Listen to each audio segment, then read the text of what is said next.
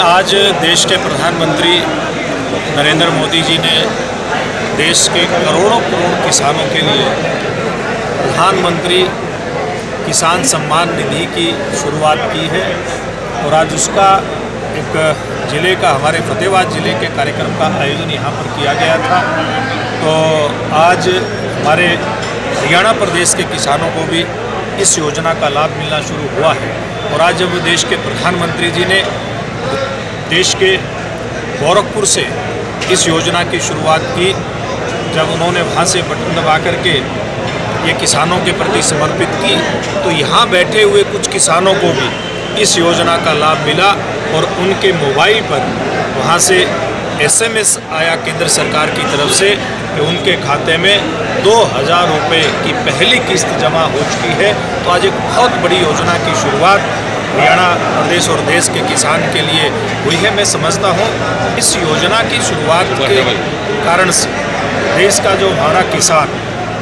जो कृषि की लागत पहले बढ़ती जा रही थी, जिसको रोकने का काम हमारे देश के प्रधानमंत्री नरेंद्र मोदी जी के नेतृत्व में हुआ,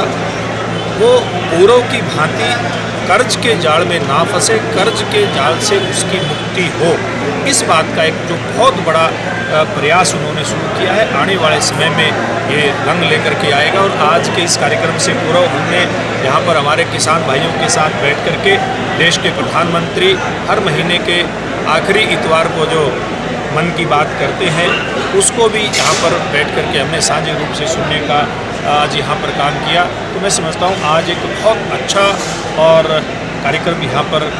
हमारे कृषि विभाग के और यहाँ के अन्य लोगों के द्वारा आयोजित किया गया। बजट आना है जी, हरियाणा का बजट क्या कुछ होगा आम जनहित के लिए, किस तरह का बजट होगा? पूर्व की भांति अब से पहले जो बजट हमारी सरकार ने प्रस्तुत किए हैं, 4 बजट इससे पहले प्रस्तुत हुए हैं और चारों ही बजटों के अंदर किसी भी प्रकार का कोई अतिरिक्त भार हरियाणा की जनता के ऊपर नहीं डाला गया, बल्कि जो हमारे प्रदेश की जो अर्थव्यवस्था है उसको दुरुस्त करते हुए, उसको पटड़ी पर लेकर के आते हुए ऐसी योजनाएं सरकार लेकर के आई कि बिना एक पैसे का अतिरिक्त कोई कर लगाए भी हरियाणा प्रदेश को विकास के रास्ते पर बहुत तेज़ गति से आगे बढ़ाया गया। इस प्रकार की व्यवस्था हमारी सरकार ने, हमारे वित्त मंत्री कैप्टन अभिमन्यु ने की और मैं समझता हूं कि जो कल बजट प्रस्तुत होगा, ये बजट जो हमने 4.5 साल में एक मजबूत और विकसित हरियाणा की नींव रखी है, इसके ऊपर बहुत सुंदर इमारत का एक निर्माण हो, इसकी घोषणा कल के बजट में जरूर की जाएगी और एक कल्याणकारी बजट होगा, जन कल्याण का बजट होगा, गरीब के कल्याण का बजट होगा और पूरे हरियाणा प्रदेश ने जिस प्रकार से हमने नारा दिया था सबका साथ सबका विकास, इसको सार्थक करने वाला बजट इस बार का होगा। प्रदेश अध्यक्ष अमित शाह जी हिसार के दौरे पे आ रहे हैं, इस तरह की खबरें आ रही हैं कि कुछ तमाम दलों के पूरे विधायक शामिल हो सकते हैं। देखिए अभी ऐसी कोई योजना नहीं है। आज शामिल होने के लिए बहुत सारे ऐसे वर्तमान विधायक और पूर्व विधायकों ने मुझसे संपर्क किया है। आज सुबह भी एक पार्टी के पूर्व विधायक बहुत वरिष्ठ नेता रहे हैं हरियाणा प्रदेश की राजनीति के, मुझसे मिलकर के गए हैं, लेकिन कल उनको हम